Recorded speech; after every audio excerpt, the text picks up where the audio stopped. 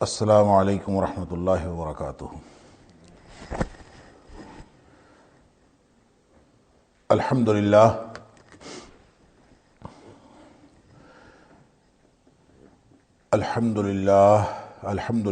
نحمده ونستعینه ونستغفره ونؤمن به ونتوکل علیہ ونعوذ باللہ من شرور انفسنا ومن سیئات اعمالنا من يهده الله فلا مضل له ومن يضلل فلا هادي له واشهد ان لا اله الا الله وحده لا شريك له واشهد ان محمدا عبده ورسوله صلی اللہ علیہ وآلہ وسلم۔ اللهم صل على محمد وعلى آل محمد كما صليت على ابراہیم وعلى آل ابراہیم انك حمید مجید۔ اللهم بارك على محمد وعلى آل محمد كما باركت على ابراہیم وعلى آل ابراہیم انك حمید مجید۔ اما بعد فاعوذ باللہ السمیع العلیم من الشیطان الرجیم من حمزه ونفخه ونفثه۔ بسم اللہ الرحمن الرحیم۔ ومن اظلم ممن افترى على الله كذبا اولئك يعرضون على ربهم ويقول الاشهاد هؤلاء الذين كذبوا على ربهم الا لعنت اللہ علی الظالمین۔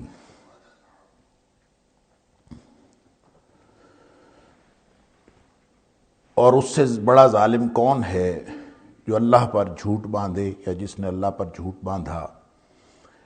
یہ وہ لوگ ہیں جو اپنے رب کے سامنے پیش کیے جائیں گے اور اس وقت ان پر گواہی دینے والے گواہی دیں گے اور کہیں گے کہ یہی وہ لوگ ہیں جن لوگوں نے اپنے رب پر جھوٹ باندھے۔ خبردار ہو کہ سن لو، دوری ہے، پھٹکار ہے ان لوگوں پر اللہ کی جو ظلم کرنے والے ہیں۔ آیت نمبر 18 سورہ ہود، یہاں سے آج کے سبق کا آغاز ہو رہا ہے اللہ کے فضل اور اس کی رحمت سے۔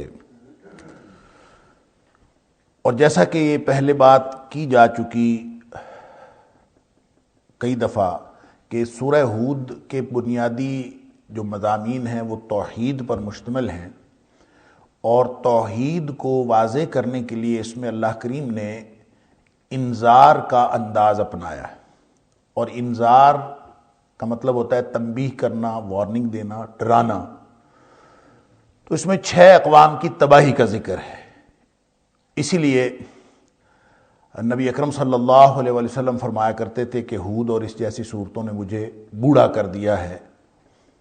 اور نبی کریم صلی اللہ علیہ وسلم کو تسلی بھی اس میں دی گئی ہے، یعنی جب گزشتہ انبیاء کا ذکر ہوا اور 6 اقوام کی تباہی کا ذکر ہوا اور 7 نبیوں کا ذکر ہوا، یعنی 7ویں حضرت ابراہیم علیہ السلام کا تذکرہ حضرت لوط علیہ السلام کے ضمن میں ہوا، تو اس میں اللہ تعالیٰ نے نبی کریم صلی اللہ علیہ وسلم کو گویا تسلی بھی دی کہ آپ کے مقابلے میں جتنے بھی آپ کے دشمن اور معاندین ہیں ان کا جو رویہ ہے اس سے آپ قطعاً دل گرفتہ نہ ہوں، اس لیے کہ معاندین نبوت کا ہر دور میں یہی طریقہ رہا ہے اور وہ نبیوں کی مخالفت کرتے رہے ہیں، اور نبیوں کی مخالفت کے باوجود انبیاء نے پوری استقامت کے ساتھ اپنا کام جاری رکھا ہے، حتیٰ کہ نوح علیہ السلام جو ہیں جن کا ذکر سب سے پہلے اللہ کریم نے یہاں پہ فرمایا، تو نوح علیہ السلام نے 950 سال تبلیغ کی، اور اس کے باوجود انہوں نے اپنا مشن نہیں چھوڑا کہ لوگ جو ہیں وہ مسلمان ہوتے ہیں کہ نہیں ہوتے۔ ایک روایت کے مطابق صرف 80 لوگ جو ہیں وہ مسلمان ہوئے 950 سال کی تبلیغ کے بعد بھی۔ لیکن اس ساری جد و جہد میں کبھی حضرت نوح علیہ السلام کی بات ہو یا حضرت ہود علیہ السلام کی بات ہو، حضرت صالح کی بات ہو، حضرت ابراہیم علیہ السلام کی، تو جتنے بھی نبی ہیں وہ اپنے اپنے مشن کو مکمل کر کے گئے ہیں۔ تو ایک طرف نبی کریم صلی اللہ علیہ وسلم کو تسلی ہے اور ساتھ ہی ساتھ انذار اور ڈراوا ہے اور دھمکی ہے مشرکین مکہ کو، خاص طور پر جو نبی کریم صلی اللہ علیہ وسلم کے دشمن تھے، اور رہتی دنیا تک قیامت تک جتنے بھی معاندین نبوت ہے سب کو یہ یعنی اسی طرح سے انذار کیا جا رہا ہے، وارننگ دی جا رہی ہے۔ تو جیسا کہ میں نے عرض کیا تھا کہ ابتدائی 24 آیات جو ہیں اس میں بھی توحید کا تذکرہ ہے، اور آخری حصے میں بھی توحید کا تذکرہ ہے، درمیان میں 6 اقوام کا ذکر ہے۔ تو توحید کے بیان میں پھر ہمیشہ دو گروہ تو ہو ہی جایا کرتے ہیں، ایک ماننے والے اور ایک نہ ماننے والے۔ اب ان دونوں گروہوں کے اوپر تبصرہ کیا ہے اور اس کا بڑا شاندار تجزیہ کیا ہے کہ جو لوگ اللہ کی طرف سے پوری، جن کو دلیل ملی ہوئی ہو اللہ کی طرف سے، وہ ایک خاص واضح دلیل پر ہوں، برہان بینہ اللہ کی طرف سے ملی ہوئی ہو، اور پھر اس کے اوپر کوئی گواہ بھی آ جائے، یعنی شاہد بھی اس کے اوپر ہو، قرآن ہو یا نبی کریم صلی اللہ علیہ وسلم کی ذات اقدس، جیسا کہ آیت نمبر 17 کے اندر اللہ تعالیٰ نے فرمایا، تو وہ انکار کیسے کر سکتا کہ افمن کان علی بینۃ من ربہ ویتلوہ شاہد منہ، کہ اللہ تعالیٰ کی طرف سے ایک دلیل بھی واضح مل گئی ہو، ایک بنیاد مل گئی ہو، عقل سلیم اللہ تعالیٰ نے عطا فرمائی ہو، فطرت عطا فرمائی ہو، اس کے اوپر گواہ آ گیا ہو، اللہ کا قرآن بطور گواہ ہو یا نبی اکرم صلی اللہ علیہ وسلم کی ذات اقدس بطور گواہ ہو، تو کوئی شخص جو سلیم الفطرت ہے وہ تو انکار کر سکتا ہی نہیں۔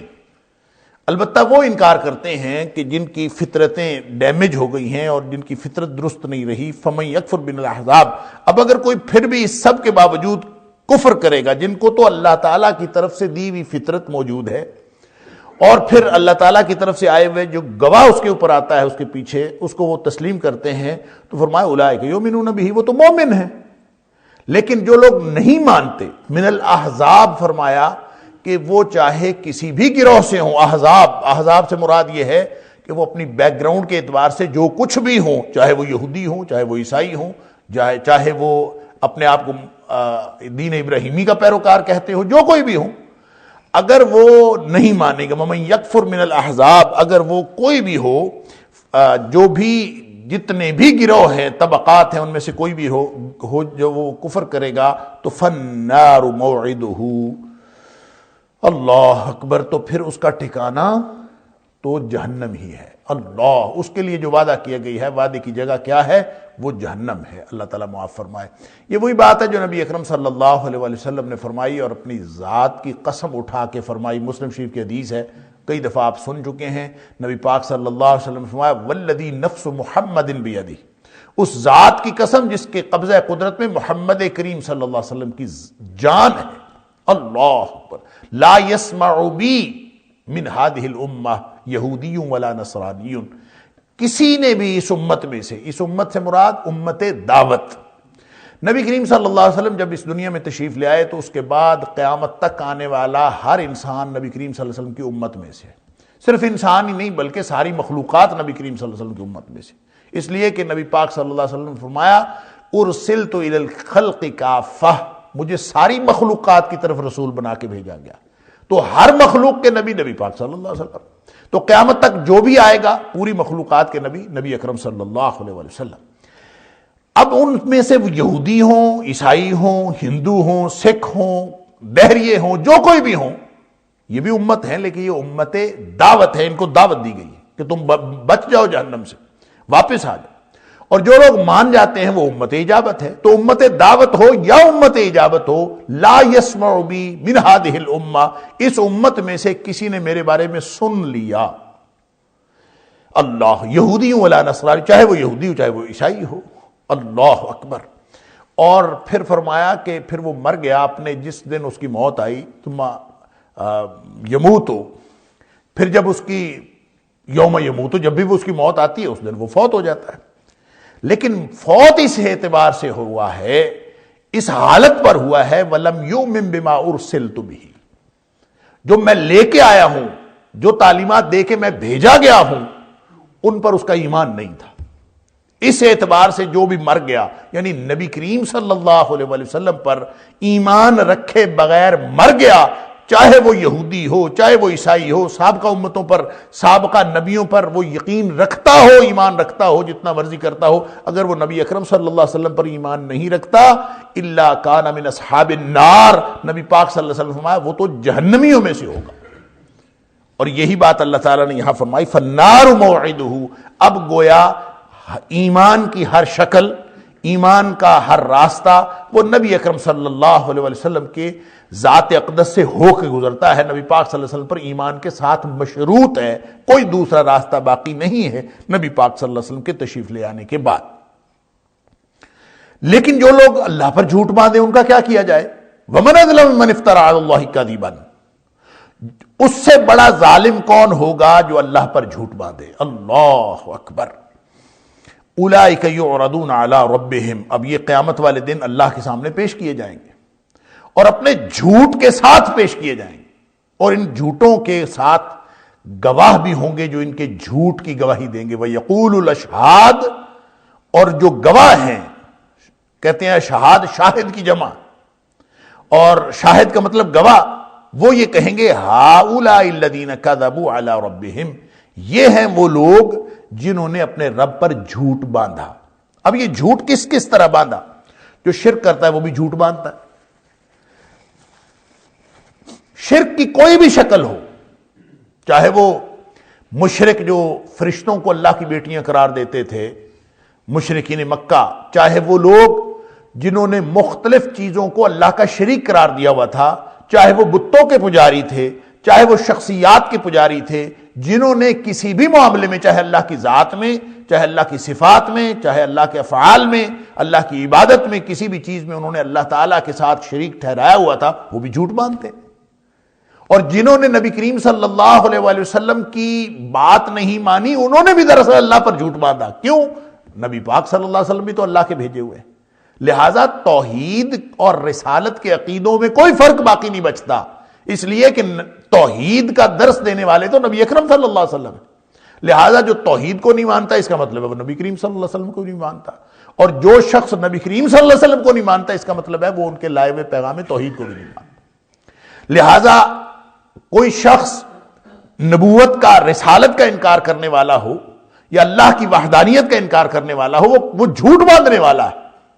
اور خاص طور پر پھر جو عیسائی ہیں، جنہوں نے حضرت عیسیٰ علیہ السلام کی الوہیت کی بات کی اور پھر بعد میں اللہ کا بیٹا قرار دے دیا، یعنی ابتداً تو وہ بات جو سورہ مائدہ کے اندر ہم پڑھ آئے ہیں کہ لقد کفر الذین قالوا ان اللہ ثالث ثلاثہ، لقد کفر الذین قالوا ان اللہ هو المسیح ابن مریم، جنہوں نے کہا اللہ ہی عیسیٰ بن مریم ہے، یعنی عیسیٰ بن مریم کی الوہیت کے قائل تھے کہ اللہ ہی حضرت عیسیٰ بن مریم کی شکل میں زمین پر اتر آیا، نعوذ باللہ من ذالک، اللہ کی ذات حضرت عیسیٰ بن مریم کی ذات میں حلول کر آئی ہے، انہوں نے بھی کفر کیا۔ اور جنہوں نے حضرت عیسیٰ علیہ السلام کو بیٹا قرار دیا اور تین میں سے تیسرا کہا اللہ کو، ان اللہ ثالث ثلاثہ، اللہ تین میں سے تیسرا ہے، وحدانیت کے خلاف بات کی، تثلیث کا عقیدہ گھڑا، انہوں نے بھی جھوٹ باندھا، انہوں نے بھی کفر کیا۔ لہذا جو بھی کفر کرے گا فالنار موعدہ، اس کا ٹھکانہ تو جہنم ہے۔ اور جھوٹ باندھنا، نبی اکرم صلی اللہ علیہ وسلم نے فرمایا، حدیث قدسی آپ نے سنی ہوئی ہے، نبی پاک صلی اللہ علیہ وسلم فرمایا، اللہ فرماتا ہے کذبنی ابن آدم ولم یکن لہ ذلک، یہ جو آدم کا بیٹا ہے نا، یہ مجھے جھٹلاتا ہے، میری تکذیب کرتا ہے، اس نے میری تکذیب کی ہے، مجھے جھٹلایا ہے۔ اللہ اکبر، ولم یکن لہ ذلک، اس کو چاہیے یہ نہیں تھا کہ یہ مجھے جھٹلاتا۔ اللہ اکبر۔ اور وہ جھٹلانا کیا ہے؟ اس میں پھر ایک اسی حدیث کے اندر ایک دوسری بات، وہ شاتمنی، اور مجھے گالی دی ہے اس نے، ولم یکن لہ ذلک، اس کو یہ چاہیے نہیں تھا کہ مجھے گالی دیتا، مجھے جھٹلایا اور مجھے گالی دی، اس کو چاہیے یہ نہیں تھا کہ یہ مجھے کرتا۔ تو وہاں وَأَمَّا تَكْذِيبُهُ إِيَّايَ، وہاں فرمایا کہ جو جس کا مجھے جھٹلانا ہے وہ یہ ہے کہ یہ کہتا ہے لَن يُعِيدَنِي كَمَا بَدَانِي، جب یہ کہتا ہے نا کہ میں نے دوبارہ کوئی نہیں پیدا کیا جانا، اور جس طرح میں پہلے پیدا ہوں دوبارہ کیسے پیدا ہو سکتا ہوں، جب یہ کہتا ہے تو اصل میں یہ مجھے جھٹلاتا ہے، میری تکذیب کرتا ہے۔ اللہ اکبر۔ وَلَيْسَ أَوَّلُ الْخَلْقِ بِأَهْوَنَ عَلَيَّ مِنْ إِعَادَتِهِ، اس جھٹلانے والے بدبخت کو اتنا نہیں پتا کہ پہلی دفعہ پیدا کرنا زیادہ مشکل ہوتا ہے، دوسری دفعہ پیدا کرنا کیسے مشکل ہو گیا۔ جو پہلی دفعہ پیدا کرنا ہے وہ زیادہ مشکل ہے، اور دوسری دفعہ پیدا کرنا تو بہت آسان ہے۔ تو یہ تکذیب ہے، تو اس کا مطلب ہے آخرت کے عقیدے کا انکار کرنا بھی تکذیب ہے، وحدانیت کا انکار کرنا تو تکذیب ہے ہی، رسالت کا انکار کرنا تو تکذیب ہے ہی، عقیدہ آخرت کا انکار بھی تکذیب ہے۔ اور یہ وہی بات ہے جو میں ہمیشہ عرض کرتا ہوں، ایمان ایک کل ہے، ایمان ایک مرکب ہے، ایمان مفرد نہیں ہے، ایمان مرکب ہے۔ اس کے اندر عقیدہ توحید بھی ہے، اس کے اندر عقیدہ رسالت بھی ہے، اس کے اندر ایمان بالآخرہ بھی ہے، اس کے اندر جنت دوزخ پر ایمان بھی ہے، فرشتوں پر ایمان بھی ہے، کتابوں پر ایمان بھی ہے۔ ان سارے اجزاء پر بیک وقت ایمان رکھنا اور کامل ایمان رکھنا یہ ضروری ہے، اس کے بغیر ایمان مکمل نہیں ہوتا۔ اگر کسی کا ایک جز کا ایمان مفقود ہو، چاہے وہ آخرت کا ہو، وہ باقی سارے ایمان کے اجزاء پر بے شک وہ یقین رکھتا ہو، چاہے اس کا عقیدہ رسالت ناقص ہو، باقی سارے اجزاء پر وہ ایمان رکھتا ہو، اگر اس کا عقیدہ توحید ناقص ہے، باقی چلے عقیدہ توحید تو بڑے بنیادی عقائد میں سے ہے، عقیدہ رسالت تو بڑی بنیادی عقائد میں سے ہے، اور یہ سارے عقائد تو بنیادی عقائد ہیں، عقیدہ توحید، رسالت اور آخرت۔ لیکن اگر کوئی شخص جنت دوزخ کے بارے میں بھی یقین نہیں رکھتا اور آخرت کی ان جزیات کے بارے میں بھی یقین نہیں رکھتا جو اللہ اور اس کے رسول صلی اللہ علیہ وسلم نے خبر دی ہے، تو اس کا مطلب ہے اس کا ایمان جو باقی کا ہے وہ بھی قابل اعتبار نہیں، ایمان سارے کا سارا ناقابل اعتبار ہو جاتا ہے۔ لہذا کوئی شخص یہ نہ کہے اور اس غلط فہمی میں نہ رہے کہ ہمارا بھلے عقیدہ رسالت ناقص ہے یا اس کے اندر کوئی شک و شبہ ہے، ہماری توحید تو اچھی ہے نا، ہم موحد تو ہیں نا۔ کوئی شخص اس غلط فہمی میں نہ رہے، اس کا عقیدہ توحید بھی قابل اعتبار نہیں ہے جس کا عقیدہ رسالت کے اندر نقص ہے، اس کا کوئی عقیدہ قابل اعتبار نہیں ہے جس کا کسی ایک جز کے اندر، کسی ایمانیات کے اجزاء میں سے کسی ایک جز کے اندر نقص۔ لہذا وہ کسی بھی وہ جھٹلانے والا وہ جھوٹا ہے۔ لہذا اللہ پر جھوٹ باندھنے کا مطلب یہ نہیں ہے کہ اللہ کی ذات کا انکار کرے، اللہ پر جھوٹ باندھنے کا مطلب ایمان کے کسی بھی حصے کا انکار ہے۔ وہ ساری چیزیں جن چیزوں کو ماننے کا حکم اللہ نے دیا ہے، جن چیزوں کو ماننے کا حکم اللہ کے رسول صلی اللہ علیہ وسلم نے دیا ہے، ان میں سے کسی ایک کا انکار بھی اللہ کو جھٹلانے کے مترادف ہے۔ اب آپ اس کو سمجھیے، وَمَنْ أَظْلَمُ مِمَّنِ افْتَرَىٰ عَلَى اللَّهِ كَذِبًا، جو اللہ پر جھوٹ باندھے۔ کیوں؟ اس لیے یہ سب ہر چیز جھوٹ پر کیوں وہ جھوٹ کے اندر شامل ہے؟ اس لیے کہ اگر کوئی شخص اللہ اور اس کے رسول صلی اللہ علیہ وسلم کی بات کو نہیں مانتا اور وحی کے ذریعے جو تعلیمات دی گئی ہیں ان کو نہیں مانتا، تو اس کا مطلب ہے وہ حقیقت کا انکار کرتا ہے، اور جو حقیقت تو وہی ہے، اور جو حقیقت کا انکار کرتا ہے اس کا ہر نظریہ، اس کی ہر تھیوری، اس کا ہر قول، اس کا ہر عمل اور ہر فلسفہ وہ خود ساختہ ہوگا، من گھڑت ہوگا، وہ کسی نہ کسی کا بناوٹی ہوگا، اس کا حقیقت کے ساتھ کوئی تعلق نہیں ہوگا۔ اس لیے فرمایا ممن افترا علی اللہ کذبا، جو اللہ کے اوپر جھوٹ باندھتا ہے تو ظاہر ہے جو حقیقت کے خلاف ہوگا جھوٹ، وہ جھوٹ کہہ کے نہ بولتا ہو، وہ یہ نہ سمجھتا ہو کہ یہ جھوٹ ہے، ہر وہ چیز جو وحی الہی کے ساتھ ٹکراتی ہے وہ جھوٹ، بات ختم ہوگی۔ لہذا یہ ایمان کے سارے اجزاء بھی اس میں شامل ہے۔ فرمایا کہ یہ صرف یہاں کا معاملہ نہیں ہے، اولئک یعرضون علی ربہم، آج تو پتہ نہیں چلتا، جب اللہ کے سامنے پیش کیے جائیں گے اس دن پتہ چلے گا کون کون جھوٹا اور کون کون سچا۔ اللہ اکبر، اس دن سارے راز باہر آئیں گے۔ اللہ اکبر، تبل السرائر، یوم تبل السرائر، یہاں تو چھپے پھرتے ہیں سب، یعنی بے ایمان بھی، ایماندار بھی، منافق بھی، مومن بھی، سب چھپے ہوئے، کسی کی سمجھ نہیں آتی۔ اللہ، گدھا گھوڑا سب برابر ہے، ہر شخص دوسرے سے بڑا عالم، بڑا عامل، بڑا زاہد، بڑا عابد، بڑا متقی ہونے کا دعویٰ کرتا ہے۔ اللہ، یہاں کچھ نہیں پتہ چلتا۔ پتہ کب چلے گا؟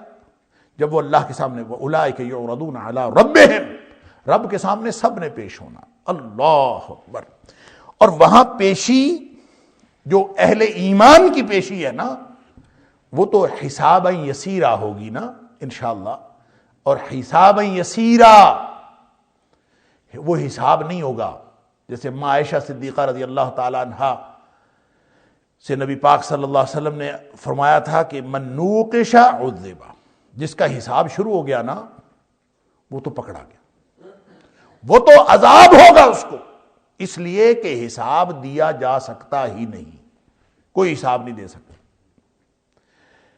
تو اما عائشہ صدیقہ رضی اللہ تعالیٰ عنہ نے پوچھا کہ پھر حساب یسیرہ کا کیا معنی؟ اللہ تعالیٰ قرآن میں فرماتا ہے کہ یحاسب حسابا یسیرا، اس کا حساب بڑا آسان کیا جائے گا. تو آسان حساب کا کیا مطلب ہے؟ اللہ اکبر. تو نبی اکرم صلی اللہ علیہ وسلم نے فرمایا آسان حساب نہیں ہوگا، وہ صرف پیشی ہوگی اور پیشی کے ساتھ ہی معافی ہو جائے گی.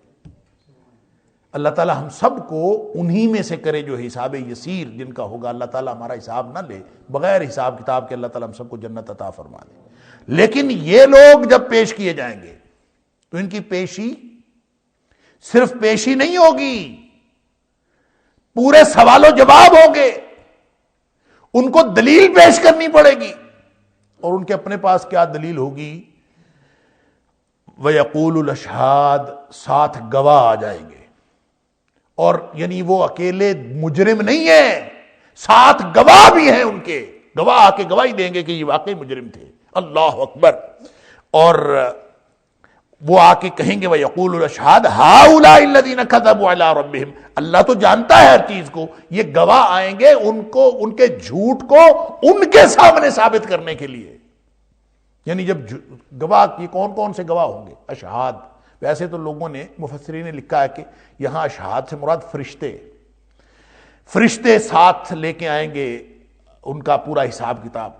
معہ سائق و شہید، جیسے قرآن کہتا ہے کہ ایک ان کو ہانکنے والا، ایک ساتھ پورا حساب کتاب پکڑ کے گواہی دینے والا. پوری فائل ہوگی ساتھ، ہر چیز کا پورا حساب اس کے ساتھ ہوگا. تو اس سے مراد فرشتے ہیں. اشہاد سے مراد فرشتے ہیں کہ وہ آ کے گواہی دیں گے. اور یہ ظاہر جمع ہے، تو یہ ایک فرشتہ بھی ہو سکتا ہے. وہاں تو شہید ایک فرشتہ ہے کہ ہر ایک کے ساتھ ایک گواہ آ جائے اور ساری فائل پیش کر دے کہ یہ اور پتہ نہیں وہاں پہ شاہد جو ہے وہ کیا کیا چیز شاہد ہوگی. اللہ اکبر. یہ دنیا میں، یہ دنیا کے حساب کتاب میں، انسانوں کے بنائے ہوئے حساب کتاب. یہ چالان ہوتا ہے نا موٹر وے پہ، یا یہ جو ہمارے چوکوں کے اوپر چالان ہوتا ہے، اشارہ کاٹ دیا چالان ہو گیا، یا اوور سپیڈ ہے چالان ہو گیا. اللہ اکبر. آپ اگر ان سے بحث کریں نا کہ جناب میں نے تو اشارہ نہیں کاٹا، وہ آپ کو تصویر دکھا. اب تو تصویر گھر آ جاتی ہے. پہلے دوسرے ملکوں میں یہ سسٹم تھا، اب ہمارے ملک میں بھی آ گیا. وہ تصویر کے اوپر وقت بھی لکھا ہوتا ہے، اور آپ کی گاڑی کی تصویر بنی ہوتی ہے، ساتھ وقت لکھا ہوتا ہے، ساتھ جگہ لکھی ہوتی ہے، تصویر، نمبر پلیٹ، ہر چیز پڑھی جا رہی ہے. تو آپ اس کا انکار کیسے کر سکتے ہیں؟ اتنے بج کے اتنے منٹ پہ آپ نے یہ کیا، اور یہ انسانوں کا بنایا ہوا حساب ہے. اور اللہ تعالیٰ نے جو سامنے گواہ لانا ہے، اور جس نے آ کے آپ کی کذب بیانی پر اور جھوٹ پر، اور جھوٹ اللہ پر جھوٹ باندھنے پر جو گواہی لانی ہے، وہ اشہاد ہے. وہ اکیلا فرشتہ نہیں ہوگا، اس کے ساتھ کتنے فرشتے ہوں گے اور کتنی اس کی سرکمسٹانشل ایویڈنسز ہوں گی، یہ اللہ ہی جانتا ہے.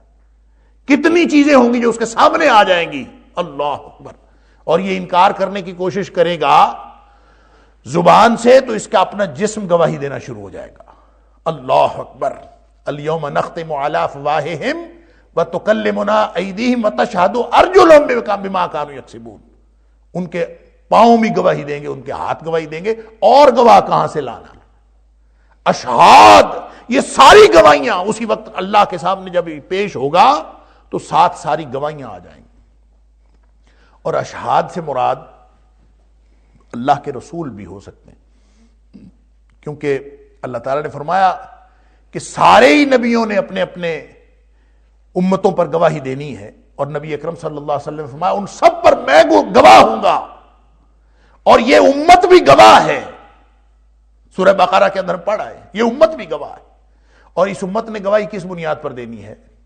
کہ سابقہ نبیوں کی جو دعوت ہے، سابقہ نبیوں کا جو مشن ہے، انہوں نے مکمل کیا اور ان کی قوموں نے ان کو جھٹلایا. اس پر گواہی اس امت نے دینی.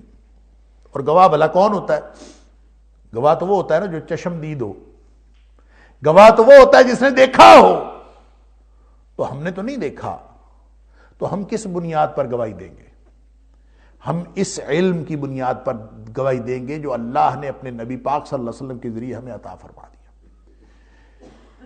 قوم عاد نے نہیں مانا، یہ قرآن نے بتا دیا، اور اللہ کے نبی کریم صلی اللہ علیہ وسلم سے سچا کوئی نہیں، اور اللہ کے قرآن سے سچی کوئی کتاب نہیں، لہذا جو کچھ اس میں بیان کر دیا وہ سچا بھی۔ اس بنیاد پر ہمارے اس ایمان سے پھر کون سا علم حاصل ہوتا ہے؟ علم ظنی حاصل ہوتا ہے یا علم یقینی حاصل ہوتا ہے؟ علم یقینی حاصل ہوتا ہے جس کی بنیاد پر گواہی دی جا سکتی ہے، یہ علم ظنی نہیں ہے، اس کی بنیاد پر گواہی دی جا سکتی۔ لہذا وہ اشہاد کیا ہوں گے؟ یا تو ایک تفسیر یہ ہے کہ صرف رسول وہ فرشتے ہوں گے، دوسری اس کی تفسیر یہ ہے کہ وہ اللہ کے رسول ہوں گے، ہر امت کی گواہی دیں گے۔ جو امت کے، اب یہ دیکھیں کتنی بڑی تنبیہ کی جا رہی ہے مشرکین مکہ کو کہ یہ نبی اکرم صلی اللہ علیہ وآلہ وسلم جن کی تم آج دشمنی کر رہے ہو، یہ تمہارے اوپر گواہی دیں گے، تمہاری کذب بیانی کے اوپر، تمہارے جھوٹے کردار کے اوپر، اور اللہ پر جھوٹ باندھنے کے اوپر یہی گواہ آئیں گے وہاں۔ اور اس کی وسیع تر تفسیر یہ ہے جو مفسرین نے لکھی ہے، اور علامہ قرطبی علیہ الرحمہ نے بھی اس کو ذکر کیا ہے، کہ اس میں وہ سارے ہی لوگ مراد ہیں جو وحی الہی کی تعلیم میں اور وحی الہی کی تبلیغ میں جتنے بھی لوگ اس میں موجود ہوں گے، وہ سارے ہی گواہ کے طور پر وہاں پہ لائے جائیں گے۔ اس میں علماء بھی ہیں، اس میں فرشتے بھی ہیں، اس میں انبیاء بھی ہیں، اور اس میں صحابہ بھی ہیں، اس میں تابعین بھی ہیں، اس میں عام امت کے علماء بھی ہیں جنہوں نے پہنچا دیا اور لوگوں نے نہیں مانا۔ جو لوگ پھر بھی اللہ پر جھوٹ باندھتے رہے اور اپنے من گھڑت نظریات کو دنیا میں پروپیگیٹ کرتے رہے اور دنیا میں پھیلاتے رہے، ان کے اوپر گواہ اس دور کے علماء بھی دیں گے کہ ہم نے بھی ان تک اللہ کا پیغام پہنچا دیا تھا اور یہ من گھڑت باتیں کرنے والے تھے۔ اللہ اکبر! کس قدر مشکل حساب ہوگا کہ اللہ کے سامنے پیش ہوں گے اور ساتھ ساری گواہیاں اس طرح کی پیش ہو جائیں۔ یہاں تو تصویر آتی ہے نا، وہاں تو ویڈیو چل پڑے گی، سامنے اگر ویڈیو آ جائے تو پھر کون کوئی انکار کرے گا؟ اپنی ہی زبان آپ کے خلاف گواہی دینا شروع کر دے، اپنے ہی ہاتھ آپ کے خلاف گواہی دینا شروع کر دیں، اپنے ہی پاؤں آپ کے خلاف گواہی دینا شروع کر دیں، تو اس سے بڑی گواہی اور کیا ہوگی؟ تو یہ ساری چیزیں ملا کے اللہ کریم اشہاد فرماتا ہے۔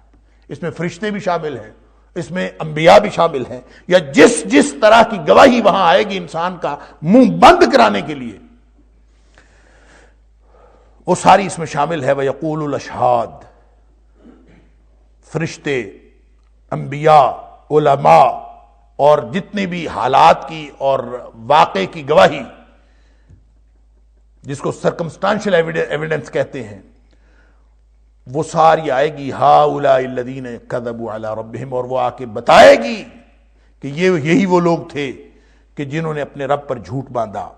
الا، اور اس وقت کہہ دیا جائے گا خبردار ہو کے سنو، لعنت اللہ علی الظالمین، یہ ظالم لوگ ہیں، ان کے اوپر اللہ کی لعنت، اللہ کی پھٹکار ہے۔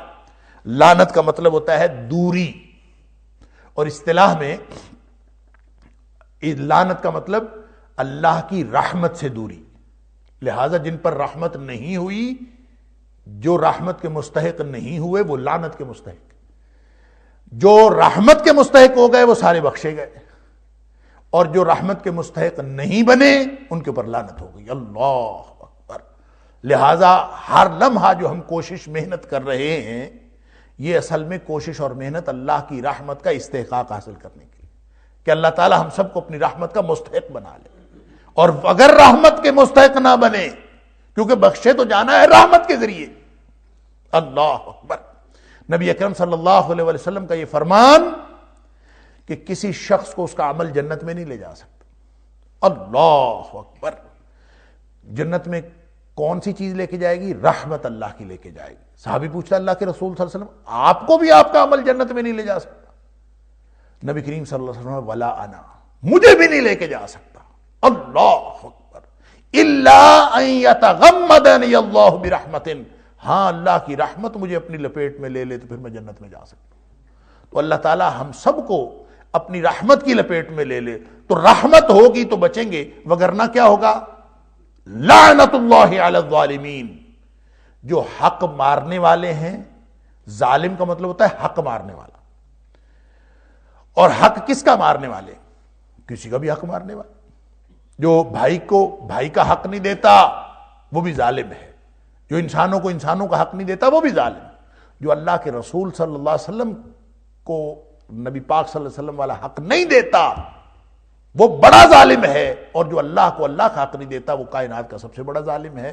اس لیے فرمایا ان الشرک لظلم عظیم، کائنات کا سب سے بڑا ظلم اللہ کے ساتھ شرک کرنا۔ لہذا کوئی نبی کریم صلی اللہ علیہ وسلم کے حق پر ڈاکہ ڈالے تو یہ بھی ظلم ہے، اور کوئی کسی کے حق پر ڈاکہ ڈالے تو وہ بھی ظلم ہے، اور یہ ترتیب میں کوئی چھوٹا ظلم ہے کوئی بڑا ظلم ہے۔ اور جو بھی ظالم ہوگا لعنت اللہ علی الظالمین، ایسے ظالموں پر جو دوسروں کا حق مارتے ہیں، اور جو اللہ کا حق مارتا ہے، اللہ پر جھوٹ باندھتا ہے، اس سے بڑا ظالم کون ہوگا؟ تو گویا یہاں ظالم سے مراد مشرکین ہے۔